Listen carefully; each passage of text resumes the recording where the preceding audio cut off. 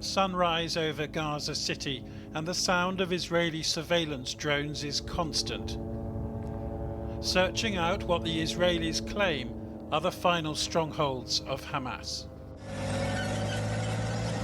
The 401st Brigade has begun to move in, returning to areas supposedly conquered in previous operations, but, say the Israelis, also extending into areas not previously attacked.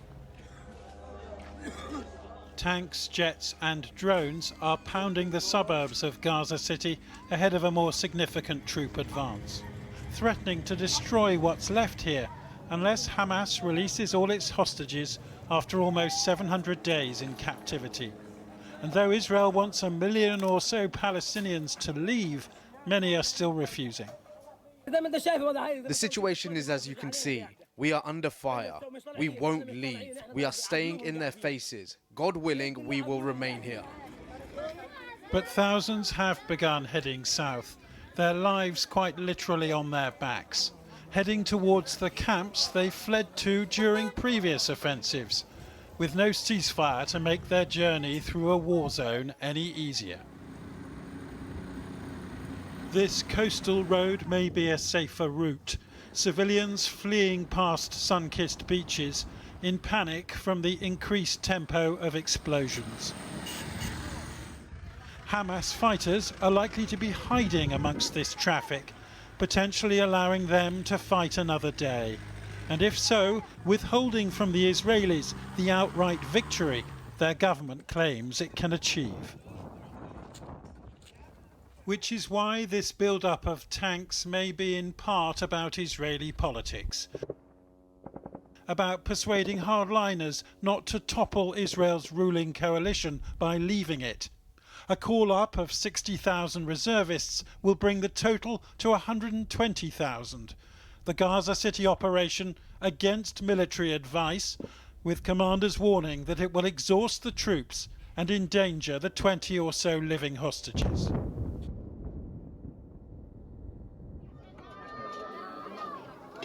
It could also further endanger the lives of these Palestinians.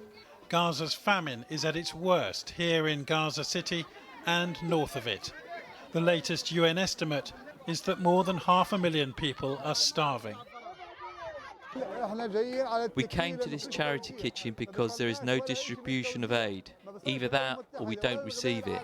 People steal it and sell it in the markets. We have no home left, no food and no income. Israel calls its offensive gradual, precise and targeted, but not precise or targeted enough to stop this 9-year-old boy being taken for burial this morning. The houses are gone, everything's gone, and now my son is gone, says his father.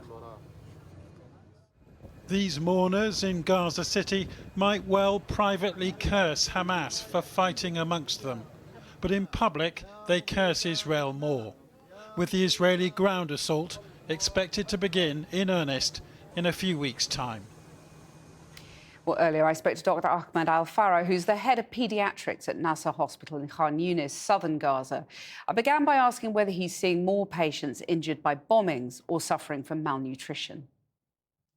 We saw a lot of cases are suffering from severe starvation. We saw that a baby is 9 months or 1 year age. He looks like one old man, 70 or 72 years. He lost the zygomatic subcutaneous tissue, and he has prominent cheeks. Looks like a man is in 70 or 75 years old. This is, we call this senile face. And we saw the loss of hair, we saw the alopecia, we saw flag sign of the hair, we saw nutritional edema, a lot of cases that it is talking about the serious condition of famine in Gaza. You know, we have an outpatient clinic for severe acute malnutrition. This clinic is used to receive 10 cases every day. It is working 2 days per week, okay? Saturday and Thursday. Last Saturday, they received 120 cases of severe acute malnutrition. Wow. This is unbelievable. Yeah. I visited the clinic, and I support the doctors and nurses who are working there. They were completely exhausted. They were shocked due to a number of cases. Everyone is asking for a nutrient. Everyone is afraid about his son or his boy or his girl. You know, starvation is not just the heart of the stomach for the baby.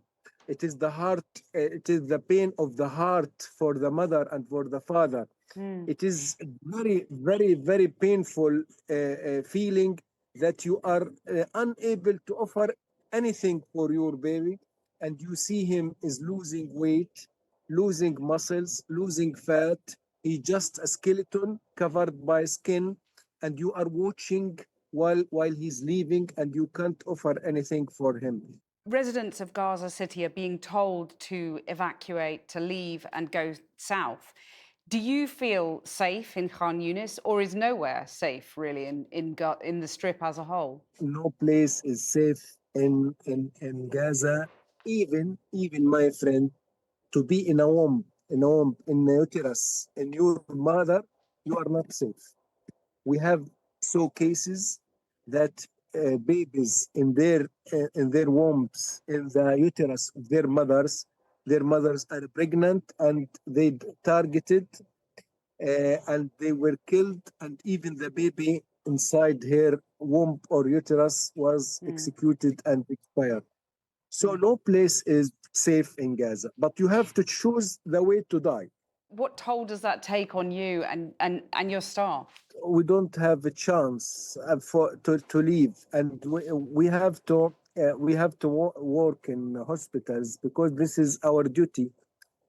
Even the border is completely closed. I have to stay here because I am a doctor and I have to treat the patient. If I traveled outside, who will treat this patient? Who will care about these pediatrics? I want all my family to leave because it is unsafe, as you mentioned, and I think this will be last long more and more, because there is no intention for the other side to stop that. Dr. Ahmed Al Farah, thank you very much for joining us. Thank you, my friend.